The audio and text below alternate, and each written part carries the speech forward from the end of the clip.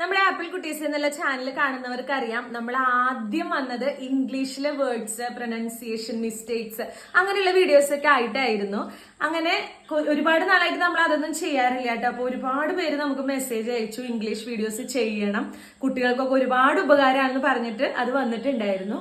അപ്പൊ നമ്മൾ എന്തായാലും അത് വീണ്ടും ചെയ്തു തുടങ്ങുകയാണ്. അപ്പൊ നമ്മൾ ചെയ്യുന്നത് ഇനി മുതലുള്ള ഇംഗ്ലീഷിൻ്റെതായിട്ടുള്ള എല്ലാ വീഡിയോസും വരുന്നത് ആപ്പിൾ കുട്ടീസ് 2.0 എന്നുള്ള ചാനലിലായിരിക്കും. അപ്പൊ എല്ലാവരും ആ ചാനല് സപ്പോർട്ട് ചെയ്യുക.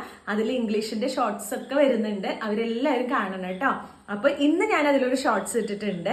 അപ്പോൾ അതിലിട്ടിരിക്കുന്നത് ആൽഫബറ്റും ലെറ്റേഴ്സും അത് രണ്ടും തമ്മിലുള്ള ഡിഫറൻസ് ആണ്.